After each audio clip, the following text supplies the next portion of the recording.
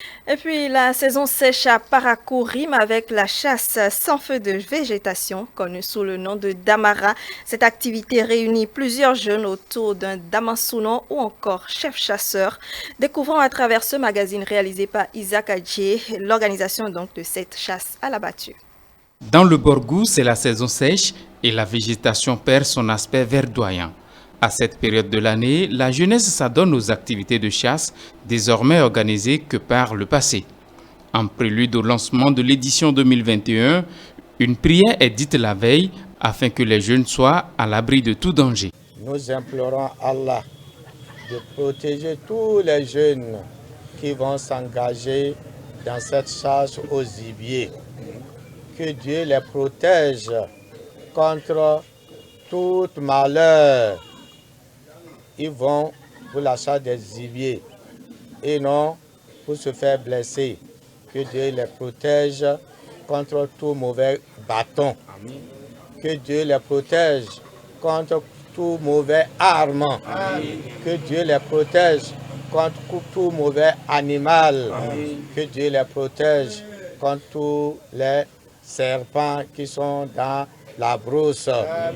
Chaque année, avant de commencer la chasse, la veille, on fait la démonstration pour montrer au peuple béninois qu'il y aura la chasse lendemain. De la viande de brousse pour la consommation, oui, mais il faut aussi préserver l'environnement, d'où le soutien de certaines organisations et personnes ressources. Le premier objectif, c'est assurer l'animation de la jeunesse et protection de l'environnement.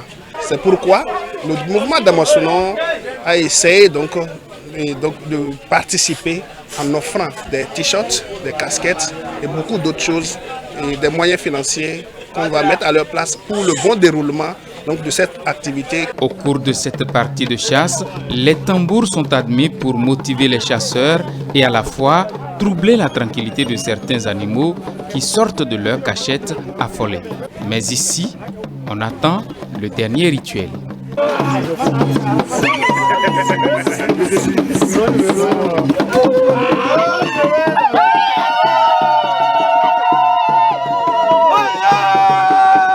Quand on parle de la chasse, la spiritualité s'y invite. C'est pourquoi, le jour du lancement et les jours à suivre, une fois le domaine de chasse délimité, les animaux sont mis sous l'emprise de forces mystiques afin que la chasse soit fructueuse une fois le top lancé.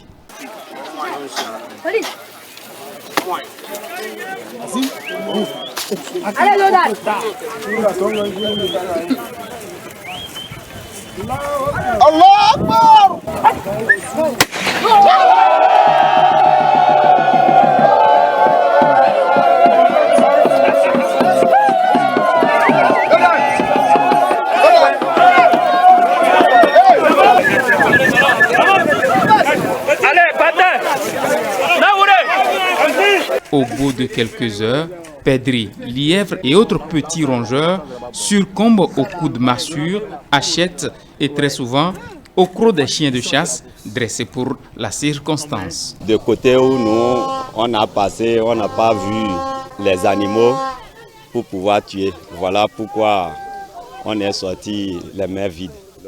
Un chasseur ne perd pas son énergie inutilement. D'abord, c'est le sport qui nous donne la santé et que on sait souvent que si on n'a pas tué aujourd'hui, demain, Dieu fera.